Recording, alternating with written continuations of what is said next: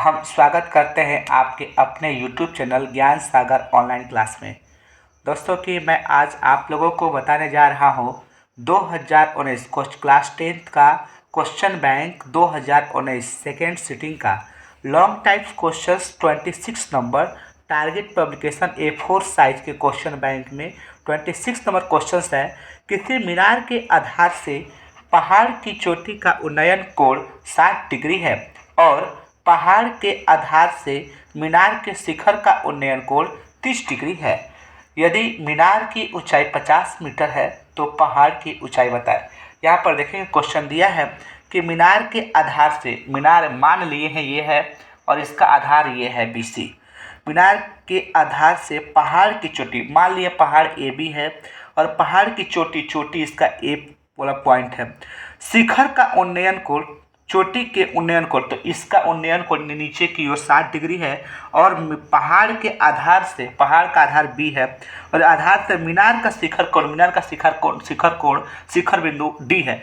पहाड़ के आधार से मीनार के शिखर का उन्नयन उच्चतम पॉइंट जो है वो D है, उससे इसका उन्नयन कोण जो है दे रहा है मीनार के शिखर पॉइंट से पहाड़ के आधार का उन्नयन कोण 30 डिग्री दिया है और इस तरह पूछ रहा है कि पहाड़ की ऊंचाई बताएं।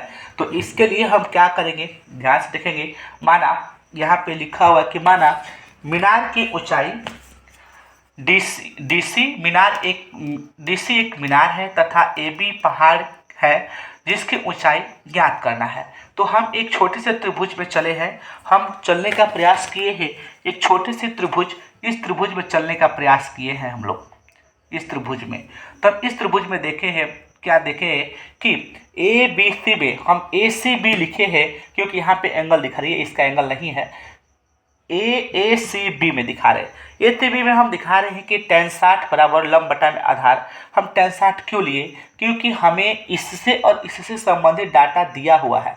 हालांकि ये आधार है, आधार की व्याख्या है उसमें, इसलिए आधार और लंब ज्ञात करना है। तो जो दिया गया जिसकी व्याख्या है और जो ज्ञात कर उसी से संबंधित आप ट्रिग्नोमेट्रिक रेशियो को लेते हैं। तो tan 60 डिग्री बराबर यहाँ पे लिखा है लंब बटा में आधार होता है। लंब का मान AB है और आधार का मान BC है, आधार है BC। तो यहाँ पे tan 60 डिग्री का मान होता है √3। यहाँ पे एक स्टेप और भी होगा कि tan 60 का मान होता है √3 बराबर, यहाँ पर हम लोग लिख लेंगे कि tan 60 का मान होता है √3 और बराबर AB और बाई BC।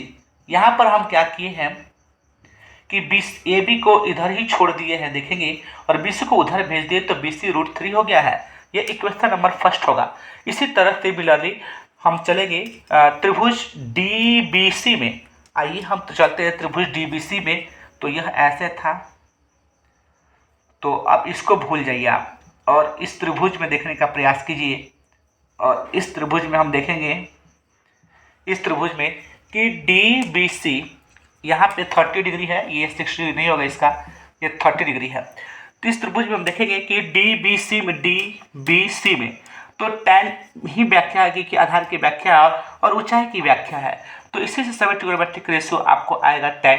तो tan 30 डिग्री बराबर लंब बटा में आधार, लंब का मान, लंब DC है, आधार BC है। tan 30 का मान 1/√3 है और DC का मान 50 दिया है, BC नहीं दिया, चुपचाप छोड़ दिए। तो BC को इधर ले जाएंगे, हम क्रॉस मल्टीप्लिकेशन करेंगे तो BC में 1 का मल्टीप्लाई करेंगे तो BC होगा और 50/√3 का मल्टीप्लाई तो 50√3 होगा। ये समीकरण नंबर 2 बनेगा।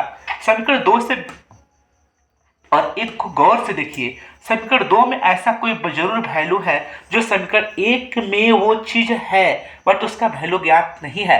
तो हम करेंगे क्या कि समीकरण 2 से BC का मान उठा करके, समीकरण 2 से BC का मान समीकरण 1 में रख देंगे। यानी समीकरण 1 को पहले लिखते हैं।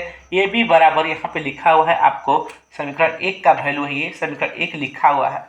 क्या लिखा है कि AB बराबर BC √3। यहाँ पर AB बराबर BC का वैल्यू लिखे अब रेड पेन से 50√3। ये √3 तो पहले से ब्लैक पेन से लिखा हुआ कि पहले से है, यानी AB बराबर 50 इंटू √3 को मल्टीप्लाई करें तो डायरेक्ट 3 हो जाएगा, या √9 होगा, √9 का स्क्वायर √3 होगा, यानी AB बराबर 50 इंटू 3। इस तरह से 150 आ गया, 150 मीटर आ गया, अतः पहाड़ की ऊंचाई 150 मीटर होगा। धन्यवाद।